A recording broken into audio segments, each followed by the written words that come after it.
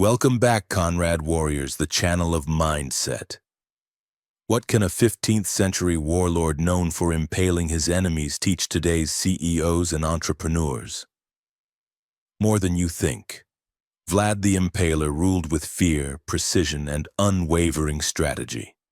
He wasn't just brutal, he was calculated. And in today's business world where competition is fierce and weakness is punished, his mindset holds powerful lessons. In this video, we'll break down Vlad's most ruthless tactics and show you how to use them ethically to lead, dominate, and earn unshakable respect in your industry. Here are his top 4 quotes. Number 1, I have made peace with the boyars by impaling them. It suggests that a leader has used extreme measures such as violence or harsh tactics to enforce control and create stability within a society or group. In this context, impaling symbolizes an act of ruthless punishment or domination to instill fear and ensure obedience. The phrase implies that the leader has gained control and peace, but through brutal or authoritarian means rather than diplomacy or negotiation. For example, you are a team leader in a corporate environment. The team has been consistently meeting their targets, but you notice that their motivation is starting to wane and performance is slipping. To reignite enthusiasm, you decide to implement a reward system where top performers are recognized with bonuses, public praise in meetings, and even additional time off. You announce the new rewards program, making sure that the criteria for earning rewards are clear and attainable. As a result, the team members become more focused and motivated, leading to improved performance and morale. Using reward power by recognizing and rewarding performance helps increase motivation and engagement. By providing positive incentives, you create a cycle where team members strive to meet and exceed expectations for the rewards. My Conrad Warriors reward power can be a powerful motivator, particularly when it aligns with team goals and provides meaningful recognition. It reinforces positive behavior and creates a competitive yet supportive environment. However, it's essential to ensure that rewards are fair and meaningful to avoid creating resentment or unhealthy competition. Now, rewards are good, but here are 7 key tips on how to manage your workforce. Be decisive and firm. When faced with conflict or opposition, don't hesitate to make clear decisions. Indecision breeds chaos. Stand your ground confidently. Set clear boundaries and consequences. Just like Vlad's harsh punishment sent a message, establish clear rules and consequences in your team or organization to prevent disrespect or rule breaking. Use symbolic impaling. Make your actions visible. Actions speak louder than words. Publicly recognize when you enforce rules or make tough calls so others understand the standards you expect. Don't tolerate betrayal or disloyalty. Build a culture of trust. If someone consistently undermines the team, address it swiftly to maintain unity and morale. Balance fear with respect. While you want authority, the goal is respect, not fear alone. Lead with integrity so your firmness is seen as strength, not tyranny. Be relentless in pursuit of your vision. Vlad's mindset was about relentless focus on his goals. Maintain that level of determination. Push through obstacles and inspire others to do the same. Use psychological strategy. Vlad knew fear could control enemies without constant fighting. In business or leadership, understanding people's motivations and psychology helps you anticipate challenges and negotiate better. Number 2, I care not if they call me the monster. If they call me a prince, it means that the speaker values the title of prince or authority over how they are perceived by others, even if it means being labeled negatively. The phrase reflects a mindset where the end goal or position of power is considered more important than public opinion or reputation. It implies that a leader is willing to be seen as harsh, ruthless, or disliked if it ensures they maintain their authority and achieve their objectives. This reflects the realpolitik mindset, where the pursuit of power and success can justify the use of harsh or controversial methods. For instance, you walk away from people you once called friends because they chose cruelty over compassion. And though they now call you a monster, you sleep knowing you stood for what was right. Sometimes in life, doing the right thing means losing the approval of others.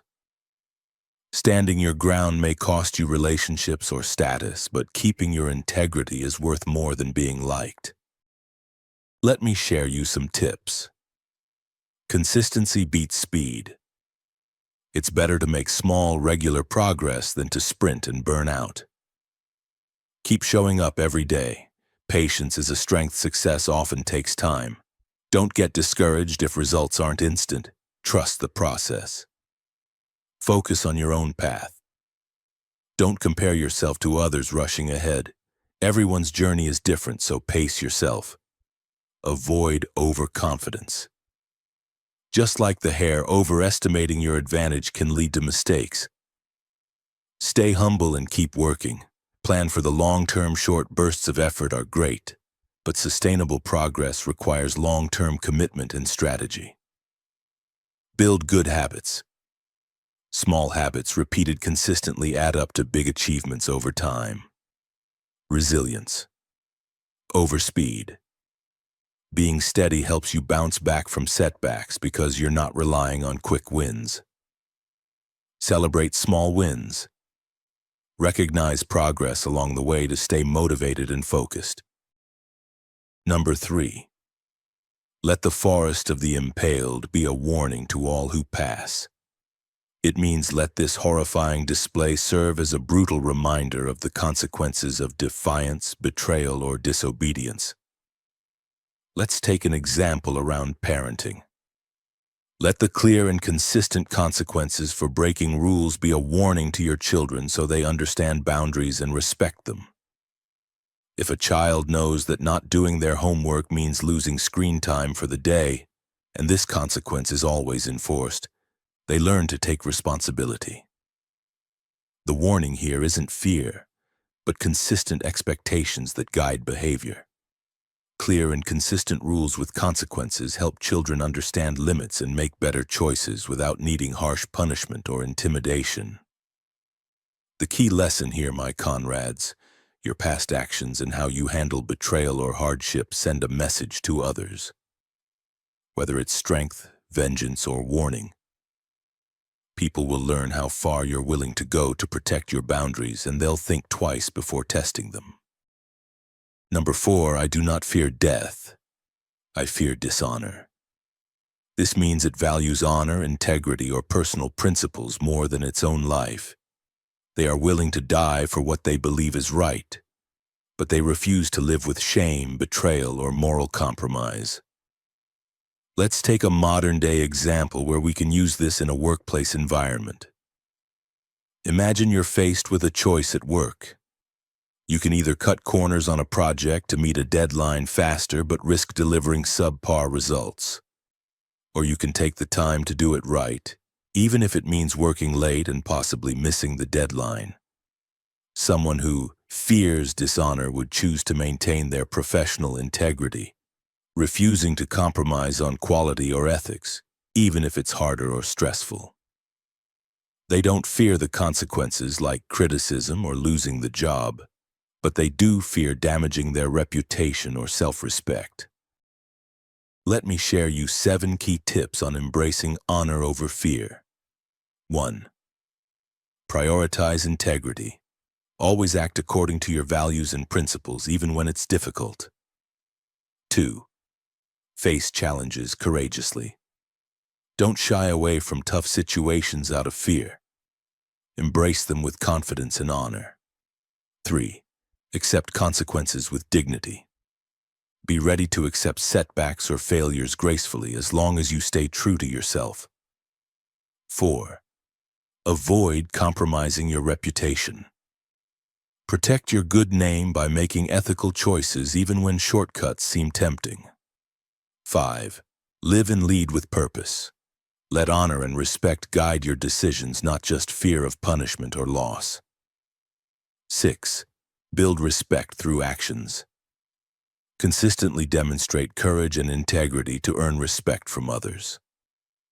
7. Be mindful of legacy. Think about how your actions will be remembered and strive to leave a positive impact. Key lesson here, my Conrads.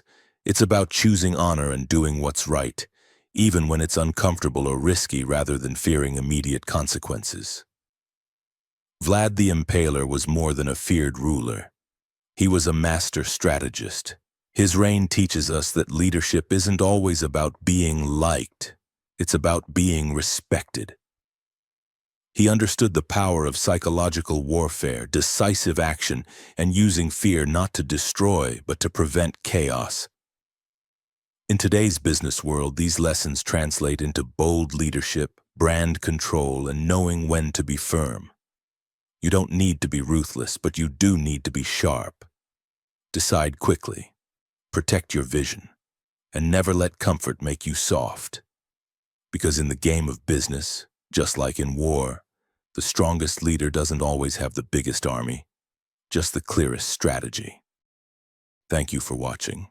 Don't forget to share, like, and subscribe to see more content.